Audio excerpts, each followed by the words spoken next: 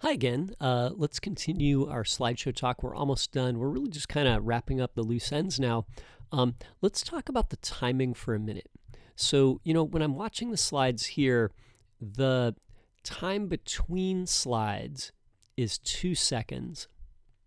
And the time it takes a slide to move from the left to the right is 1 second. And people may want that to be faster or slower, especially like the time between slides people will want control of, right? So how do we figure out what that is, right? Well, we've kind of hard-coded those numbers into our system here, right? I've put the transition time. This is like how fast the slides move, right, when they're sliding. So that's 1 second. And then the time between the slides is hard-coded into the set timeout down here, or the set interval, right? And that's 2 seconds. So, I like all this, but really I want to give control of these things, these numbers, to the developer, and I'd like the developer to be able to set a different time here for their slideshow, right? And there's a couple ways we could do that. You could pass the parameters in here. You could say like 2000, or you could say like time between slides and then put the time over here, so they could say like this one's going to be like, let's make it 3000 per slide, and this one will be 2000 per slide, right? And if if our time is set here, the first one will be 3000. We'll set up that slideshow. And then when we call it a second time, the time will be 2000, and then we'll apply that on the second slideshow. And we'd apply it by putting the time variable down here, right? So we could now take the number that you passed in here, it would get assigned to this variable, and then assigned right here to the set interval. So we can try that.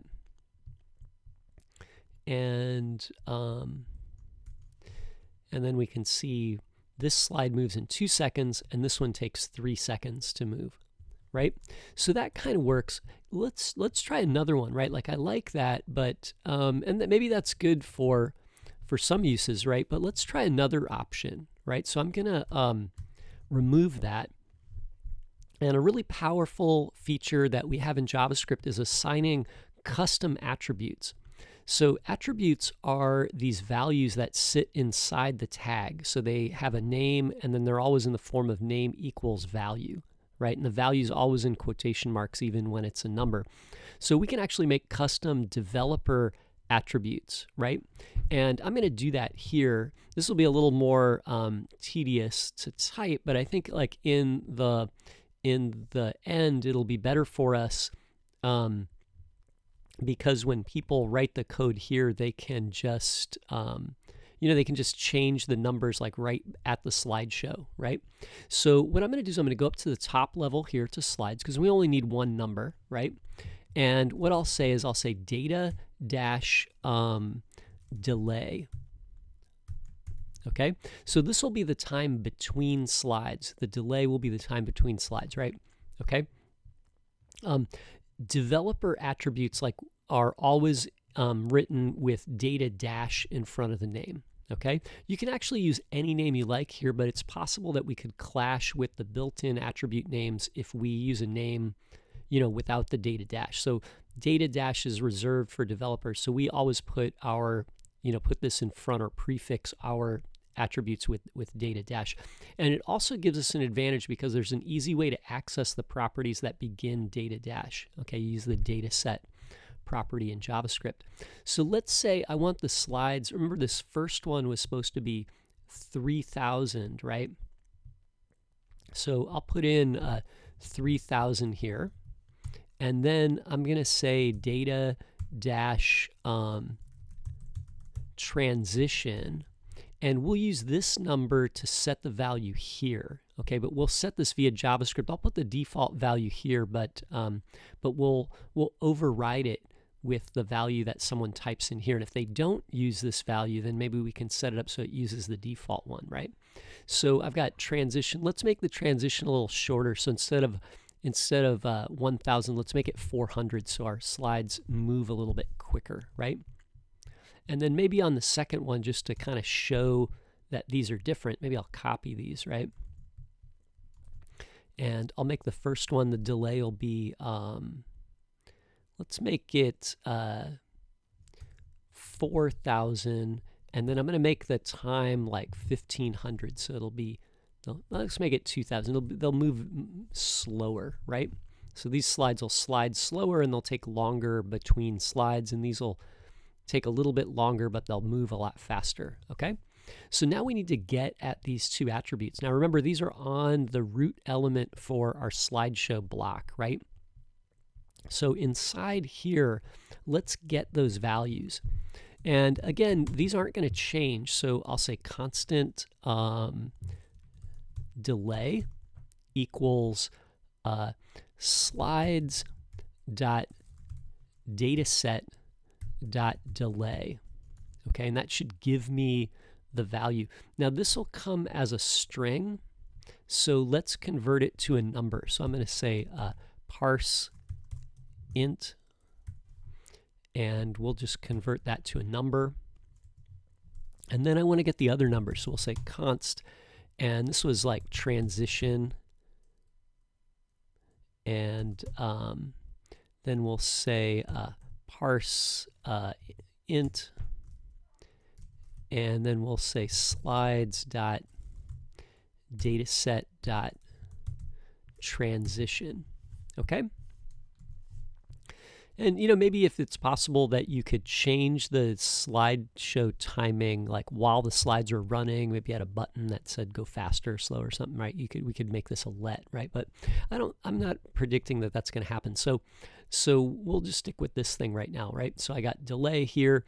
This is the time between slides. So I'm going to use it down here inside a set interval in the second parameter where we had time before. And then for the transition, this, what I want to do here is I want to set this as the value on slides inner, right? So slides inner has, display flex, flex direction row, position absolute, transform translate, and then it has transition, and I want to set this in milliseconds on this property. So what we'll do is right after we've done this, we'll say slides inner, which is a reference to that element, right? And then we'll say dot style dot transition. So now remember, when you name an HTML element and then you say dot style, you're accessing the CSS properties of that element. And then you can put a dot and you can name one of those CSS properties, right? If the property has a dash in the name, for example, it was font size, like this, oops, then you always make it camel case. So you would remove the hyphen and then uppercase the next letter, okay? But we don't need to worry about that in this case because we're just using transition. And then what I want to do is I want to put in, I'm going to use the template string, and I want to grab this transition property here. That's the variable that has the number in it. And then I want to add the unit on the end. So that's probably the trickiest bit with using these